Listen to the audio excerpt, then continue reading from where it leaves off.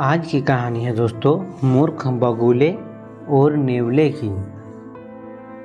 कई सालों पहले की बात है। एक जंगल में एक बरगद का पेड़ था। उस बरगद के पेड़ पर एक बगुला रहा करता था।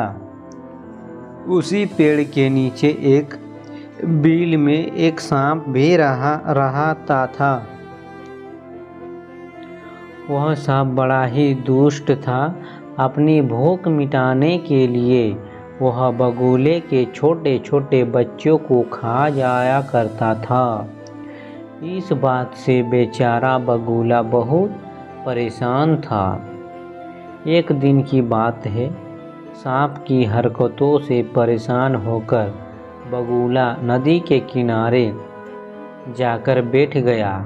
बैठे बैठे अचानक उसकी आंखों में आंसू आ गए।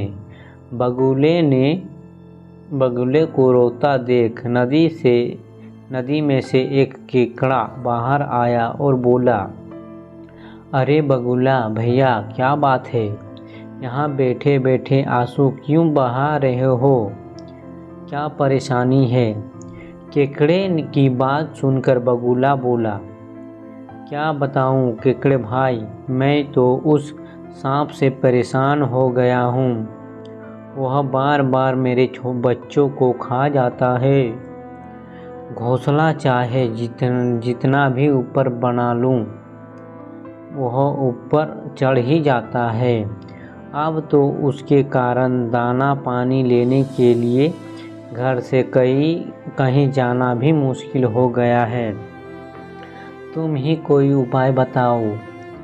बगुले की बात सुनकर केकड़े ने सोचा कि बगुला भी तो अपना पेट भरने के लिए उसकी परिवार वालों और दोस्तों को खा जाता है।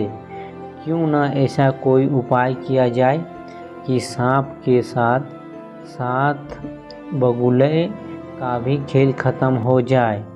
तभी उससे एक उपाय सूझा। उसने बगुले से कहा, एक काम करो बगुला भैया, तुम्हारे पेड़ से कुछ ही दूर नेवले का बिल है।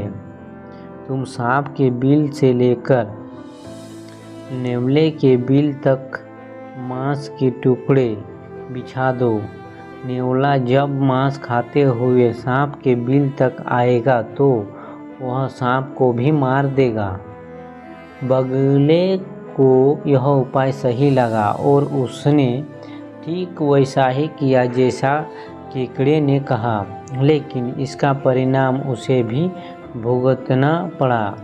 मांस के टुकड़े खाते खाते जब नेवला पेड़ के पास आया तो उसने सांप के साथ बगुले को भी अपना शिकार बना लिया।